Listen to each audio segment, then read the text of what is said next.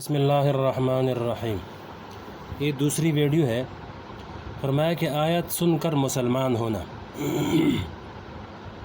اللہ تعالیٰ یہ بھی کہہ سکتے تھے کہ ہم اس پر قادر ہیں کہ اس کا چہرہ دوبارہ بنا دیں، اس کے ہاتھ دوبارہ بنا دیں، اس کے پاؤں دوبارہ بنا دیں، لیکن اللہ تعالیٰ نے خاص طور پر پوروں، انگلیوں کے پوروں کا ذکر فرمایا کہ پورے کو دوبارہ بنانے پر قادر ہیں۔ مفتی تقی عثمانی صاحب فرماتے ہیں کہ میرے والد ماجد رحمۃ اللہ علیہ فرمایا کرتے تھے کہ ایک نو مسلم سائنٹسٹ اس آیت کو پڑھ کر مسلمان ہو گیا اور اس نے یہ کہا کہ یہ بات سوائے خالق کائنات کے دوسرا کوئی نہیں کہہ سکتا کہ ہم اس پورے کو دوبارہ بنا سکتے ہیں۔ یہ بات صرف وہی کہہ سکتا ہے جس نے اس کائنات کو بنایا ہو، جس نے انسان کو پیدا کیا ہو، جس نے انسان کے ایک ایک عضو کو بنایا ہو۔ بہرحال کوئی انسان اپنی ظاہری شکل و صورت میں دوسرے انسان جیسا نہیں ہے، بلکہ اگر دو انسان ایک جیسے ہو جائیں تو اس پر تعجب ہوتا ہے کہ دیکھو یہ دو انسان ہم شکل ہیں۔ الگ الگ ہونے پر کوئی تعجب اور حیرانی نہیں ہوتا، اس لیے کہ ہر انسان دوسرے سے الگ ہے۔ حالانکہ تعجب کی بات تو یہ ہے کہ الگ الگ کیسے ہیں؟ اگر سارے انسان ایک دوسرے کے ہم شکل ہوتے تو تعجب کی بات نہ ہوتی، لیکن اللہ جل شانہ کی قدرت کاملہ کو دیکھیے کہ اس نے اربوں کربوں انسان پیدا فرما دیے، مگر ہر ایک کی صورت دوسرے سے مختلف ہے۔ مرد کی شکل الگ ہے، عورت کی شکل الگ ہے۔ ہر ایک صنف میں ایک دوسرے سے امتیاز بھی موجود ہے، ایک دوسرے سے اشتراک بھی موجود ہے۔ لہذا جب دو انسانوں کے چہرے ایک جیسے نہیں ہو سکتے تو پھر دو انسانوں کی طبیعتیں کیسے ایک جیسی ہو سکتی ہیں؟ جب ظاہر ایک جیسا نہیں تو پھر ان کی طبیعتوں میں بھی فرق ہوگا۔ کسی کی طبیعت کیسی ہے، کسی کی کیسی ہے، کسی کا مزاج کیسا ہے، کسی کا مزاج کیسا ہے، کسی کی پسند الگ ہے، کسی کی پسند کچھ ہے۔ ہر انسان کی پسند مختلف ہے، ہر انسان کا مزاج مختلف ہے، ہر انسان کی طبیعت مختلف۔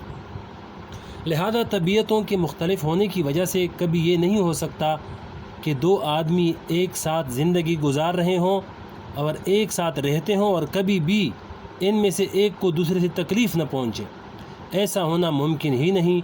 طبیعت مختلف ہونے کی وجہ سے ایک کو دوسرے سے ضرور تکلیف پہنچے گی، کبھی جسمانی تکلیف پہنچے گی، کبھی روحانی تکلیف پہنچے گی، کبھی نفسیاتی تکلیف پہنچے گی، کبھی دوسرے کی طرف سے خلاف طبع بات ہوگی جو دوسرے کو بری لگے گی۔ دیکھیے، کہتے ہیں صحابہ کرام کے مزاج بھی مختلف تھے۔ اس کائنات میں انبیاء علیہ السلام کے بعد حضرات صحابہ کرام رضی اللہ اجمعین سے زیادہ افضل مخلوق اس زمین و آسمان کی نگاہوں نے نہیں دیکھی۔ انبیاء علیہ السلام کے بعد صحابہ کرام سے زیادہ افضل، ان سے زیادہ متقی، ان سے زیادہ اللہ سے ڈرنے والے، ان سے زیادہ ایثار کرنے والے، ان سے زیادہ ایک دوسرے پر جان قربان کرنے والی کوئی مخلوق پیدا نہیں ہوئی اور نہ آئندہ پیدا ہوگی۔ لیکن صحابہ کرام کی طبیعتیں بھی مختلف تھیں، ان کے آپس کے مزاج میں بھی فرق تھا۔ روئے زمین پر پھر فرمایا کہ ازواج مطہرات اور حضور صلی اللہ علیہ وسلم کے درمیان نا اتفاقی۔ روئے زمین پر کوئی بیوی اپنے شوہر کے لیے اتنی وفادار اور اتنا خیال رکھنے والی نہیں ہو سکتی جتنی کہ امہات المؤمنین نبی کریم صلی اللہ علیہ وسلم کا خیال رکھنے والی تھی، لیکن ان کو بھی طبیعت کے خلاف باتیں پیش آ جاتی تھیں اور حضور اقدس صلی اللہ علیہ وسلم کو بھی بعض اوقات طبیعت کے خلاف ہونے کی وجہ سے ان سے کچھ گرانی اور ناراضگی پیدا ہو جاتی تھی۔ چنانچہ ایک مرتبہ اس گرانی کی وجہ سے ایک مہینہ ایسا گزرا کہ آپ صلی اللہ علیہ وسلم نے اس میں قسم کھا لی تھی کہ میں 1 ماہ تک اپنی ازواج مطہرات کے پاس نہیں جاؤں گا۔ اور پھر یہ نہیں کہ ازواج مطہرات کی طرف سے حضور اقدس صلی اللہ علیہ وسلم کو گرانی ہوتی تھی، بلکہ بعض اوقات ازواج مطہرات کو بھی حضور اقدس صلی اللہ علیہ وسلم کی طرف سے گرانی ہو جاتی تھی۔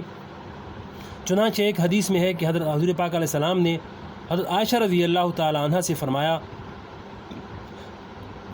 کہ اے عائشہ، مجھے پتہ چل جاتا ہے جب تم مجھ سے راضی ہوتی ہو اور جب تم مجھ سے ناراض ہوتی ہو۔ حضرت عائشہ رضی اللہ تعالی عنہ نے پوچھا کہ یا رسول اللہ کیسے آپ کو معلوم ہو جاتا ہے؟ حضور اقدس صلی اللہ علیہ وسلم نے فرمایا کہ جب تم مجھ سے خوش ہوتی ہو تو قسم کھاتے وقت یہ کہتی ہو کہ رب محمد یعنی و رب محمد یعنی محمد صلی اللہ علیہ وسلم کے پروردگار کی قسم، اور جب مجھ سے ناراض ہوتی ہو تو قسم کھاتے وقت یہ کہتی ہو و رب ابراہیم یعنی ابراہیم علیہ السلام کے رب کی قسم۔ حضرت عائشہ رضی اللہ تعالی عنہ نے عرض کیا، یا رسول اللہ، ایسے موقع پر میں صرف آپ صلی اللہ علیہ وسلم کا نام ہی چھوڑتی ہوں، لیکن آپ صلی اللہ علیہ وسلم کی محبت دل سے جدا نہیں ہوتی۔ اب دیکھیے سرکار دو عالم صلی اللہ علیہ وسلم سے زیادہ شفیق و مہربان کوئی اور ہو سکتا ہے؟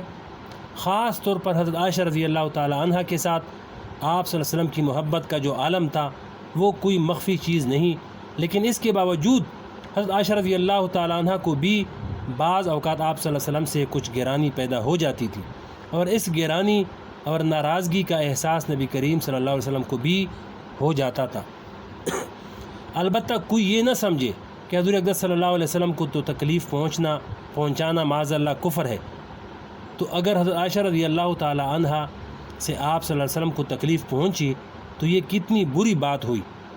بات دراصل یہ ہے کہ اللہ تعالیٰ نے حیثیتیں الگ الگ رکھی ہیں، لہذا حضور اقدس صلی اللہ علیہ وسلم کو جو گرانی ہوتی تھی وہ ایک شوہر ہونے کی حیثیت سے ہوتی تھی۔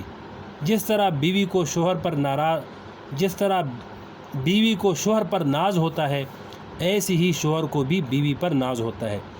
اس ناز کے عالم میں اس قسم کی ناراضگی بھی ہو جایا کرتی تھی۔ اس کا منصب رسالت سے کوئی تعلق نہیں رکھتا۔ آگے اور بھی تفصیل ہے حضرت ابوبکر رضی اللہ تعالیٰ عنہ اور حضرت عمر رضی اللہ کے مزاجوں میں اختلاف، تو اس کو اگلی ویڈیو میں انشاءاللہ سنائیں گے۔